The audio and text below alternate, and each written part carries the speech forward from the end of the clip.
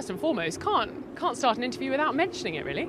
Yeah, I mean, my backdrop this way is not quite the same, but no, it's beautiful behind. It's always surreal every time I come into Monaco, and I'll always remember the first time I was here, 2019, in F1. I went on the driver's parade and get into the top of turn 3, literally just up there, and looking back and seeing every single apartment full of people on the balconies. The harbour was full, yachts everywhere. It was packed, and it was just. I just said to myself, like, this isn't real. It gave me goosebumps, and I'll always remember that. How fabulous. What a great memory. And then looking ahead to this weekend, obviously it's been a short little turnaround from Spain. What was the prep like? Yeah, it was back on Monday, simulated Tuesday, and flew out here Wednesday. So it was no messing around and straight on it. But we know it's always a bit of a unique one in Monaco. This is a race all about qualifying. Saturday is going to be really important for us. Again, just trying to understand our car, because in Barcelona we effectively had a new car. We have new limitations, new problems to solve.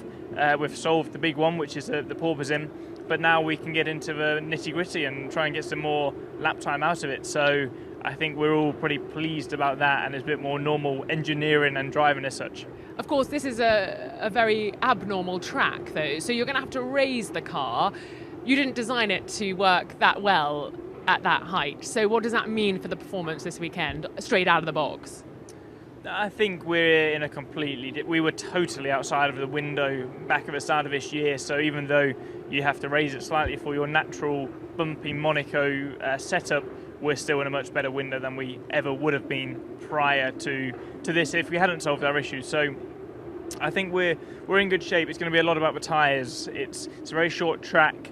You can't really put the energy in the tyres because it's all quite slow speed, and whoever gets those tyres switched on the quickest and the best will probably prevail. But yeah, it's exciting. And those are big tyres now. I mean, They are big you're going to tyres. be bumping the edges, hopefully not too aggressively, but it's going to be a tight squeeze.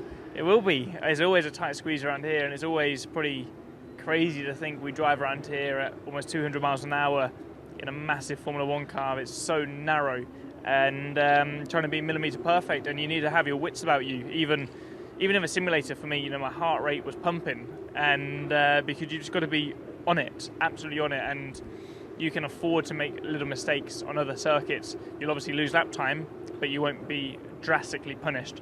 Whereas here, you make one small error, and that's your session, maybe your day over. So high risk, high reward.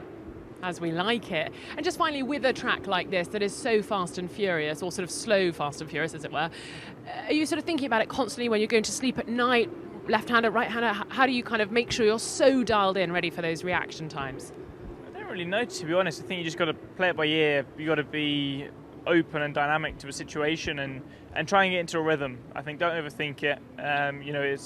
We're here Thursday, the day before. We could be going over every single detail before getting out on track, and it could be totally different to what you expect. So I'll have a chilled evening, eat some nice food, get a good night's sleep, and see what we make of it tomorrow. And if it's wet this weekend, is that good for you, do you think? I mean, the previous races, it was only in Imola where we had a bit of a wet running and we weren't very competitive there. But this is Monaco, everything's different. It looks like it's Friday, Saturday is going to be dry at least. And by that point, if it rains on Sunday, I don't think there might be a lot of action in the race, but there may not still be a lot of overtaking. So let's see, I'm open and I'm ready to go out there and try and score some big points. Good luck this weekend, George.